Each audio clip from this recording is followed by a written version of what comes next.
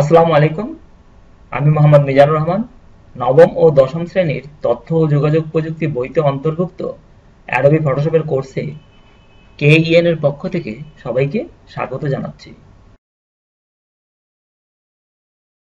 বাংলায় ফটোশপ নবম ও দশম শ্রেণীর জন্য পর্ব 10।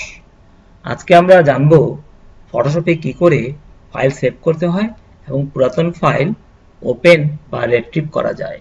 এই জন্য আমাদেরকে ফটোশপ ওপেন করতে হবে। আমরা ফটোশপ ওপেন করি। আমরা একটি ফাইল ওপেন করি। আমরা অ্যাডোবি ব্রিজ দিয়ে ফাইল ওপেন করলাম।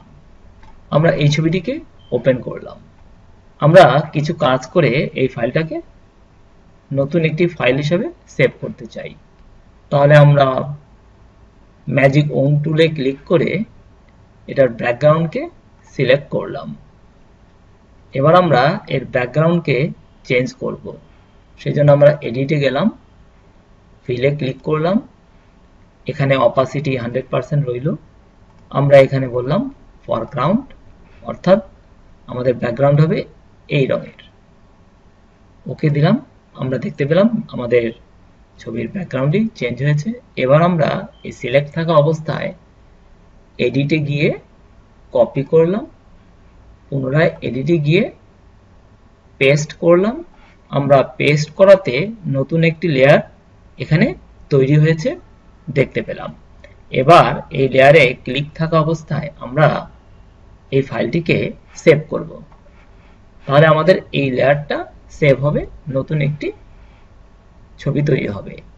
আমরা ফাইলে ক্লিক করে সেভে ক্লিক করলাম। এখানে আমাদের সেভ অ্যাজ ডায়লগ বক্স দেখতে পাচ্ছি। এখানে ফাইল নেমের ঘরে আমরা প্র্যাকটিস কথাটি টাইপ করলাম।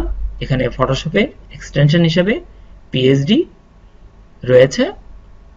এছাড়া আমরা যদি অন্য ফরম্যাটে ছবি সেভ করতে চাই তাহলে এখানে ক্লিক করে আমরা GIF হিসাবে কিংবা JPG কিংবা TIFF হিসাবে এখানকার যে কোনো এক্সটেনশনে সেভ করতে পারি। আমরা আপাতত এটাকে PSD অর্থাৎ ফটোশপের ন্যাচারাল এক্সটেনশনই আমরা সেভ করব। আমরা সেভে ক্লিক করলাম। আমাদের একটা মেসেজ আসছে, ওকে আমরা ক্লিক করলাম।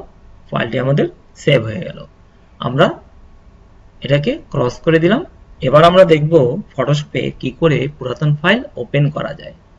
ফাইল ওপেনের মাধ্যমে পুরাতন ফাইলকে ওপেন করতে পারি। যেমন আমরা ওপেনে ক্লিক করলাম। এবার আমরা একটু আগে আমাদের প্র্যাকটিস নামে যে ফাইলটি আমরা সেভ করেছিলাম সেটাকে ওপেন করতে চাই। এখানে আমরা প্র্যাকটিস ফাইলটি দেখতে পেলাম, আমরা ওপেন করলাম।